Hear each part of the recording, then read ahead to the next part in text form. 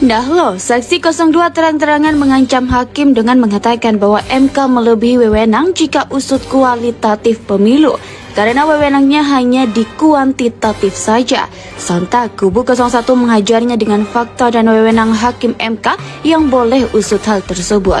Bahkan pada akhirnya, hakim MK sendiri yang menatanya dengan perspektif hukum yang jauh lebih bijak.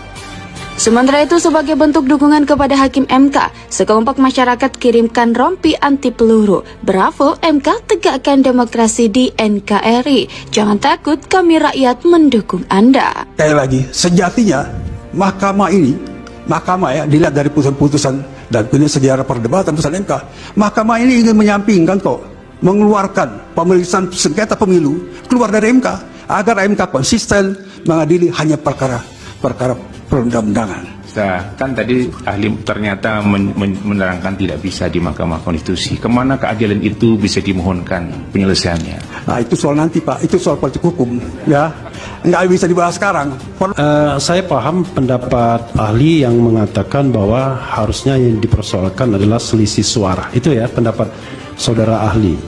Ketika ada permintaan untuk mencoret hanya Gibran Rakebumi sebagai cawapres, bagaimana mencari pengganti Gibran ini untuk mendampingi Pak Prabowo Subianto sebagai paslon calon presiden 02. Sama, bahkan kalau Bovendigul ada putusan Bawaslu yang diikutsertakan, tapi karena di persidangan terbukti tidak memenuhi syarat, belum jeda 5 tahun pun dibatalkan di dalam perselisihan hasil pemilu kada serentak.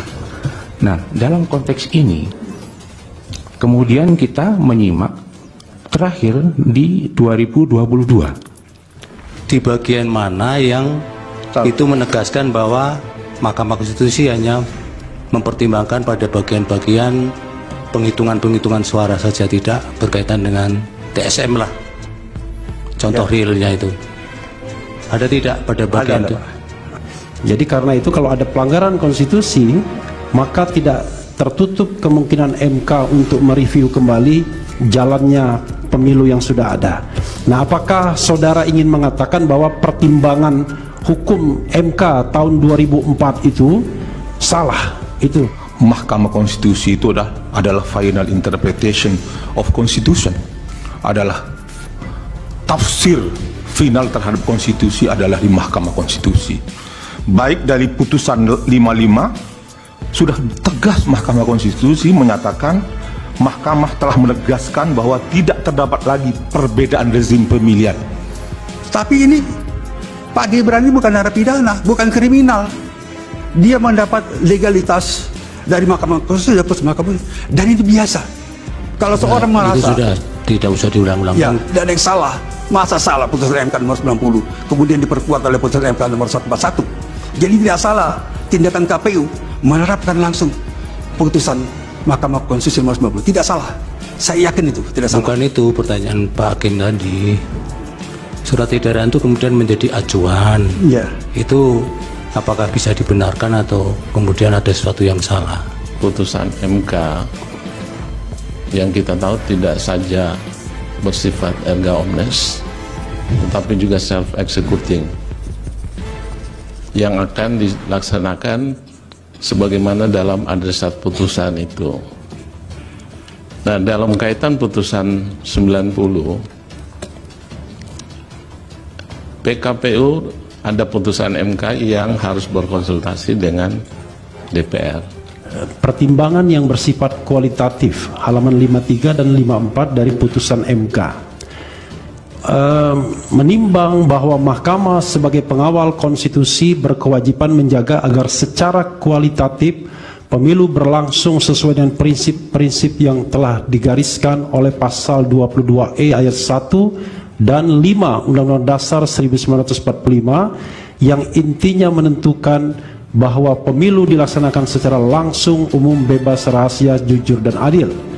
Perselisihan di Mahkamah Konstitusi adalah perselisihan hasil perolehan suara, tapi bukan sekedar suara itu.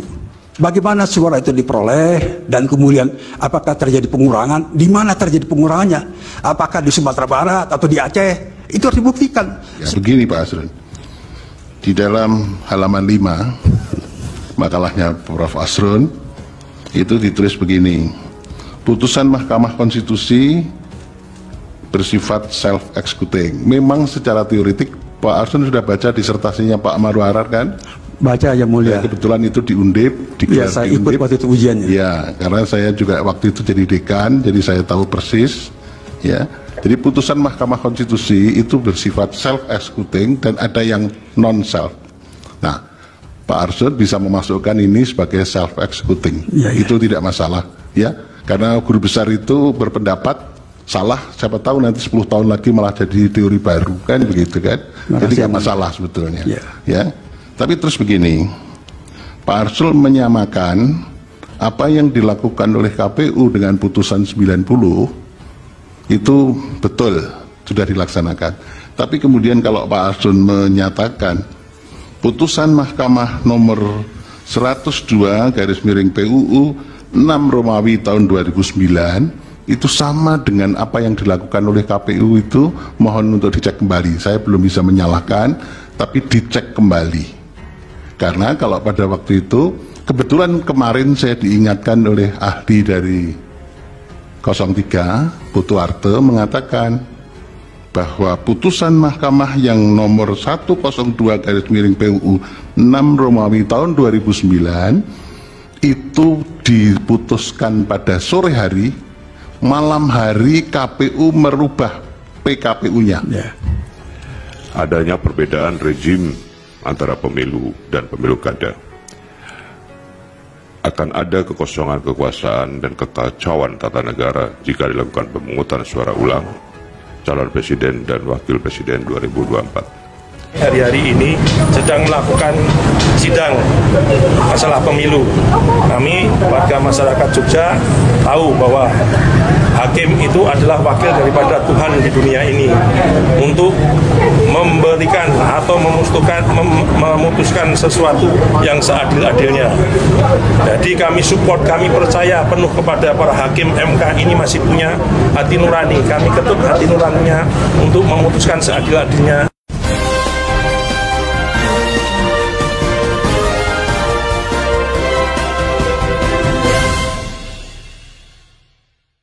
Hakim MK Arief Hidayat mengaku tergelitik lalu takut gegara tulisan ahli Prabowo.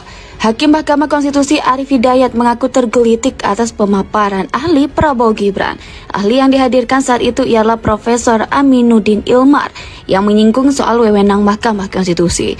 Sidang sengketa hasil Pilpres 2024 itu digelar di ruang sidang MK Jalan Medan Merdeka Barat, Jakarta Pusat pada Selasa 2 April 2024. Sidang dipimpin oleh Ketua MK Suhartoyo. Dalam paparannya, Profesor Aminuddin mengatakan membatasi kewenangan MK dalam mengadili sengketa Pilpres 2024 hanya pada perselisihan hasil atau perolehan suara. Sementara katanya sengketa proses adalah kewenangan Bawaslu. Bila MK melampaui pada sengketa proses, maka katanya hal itu adalah tindakan yang melampaui kewenangan hingga penyalahgunaan kewenangan. Kesimpulan Aminuddin itu kemudian yang membuat Arief merasa tergelitik.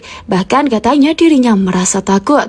Saya tergelitik dengan tulisan Profesor Aminuddin yang mengatakan begini di halaman 2, sebab kalau sampai hal tersebut dilakukan, maka tindakan atau perbuatan yang dilakukan mahkamah tentu saja bisa dikategorikan sebagai sebuah tindakan atau perbuatan yang melampaui kewenangan.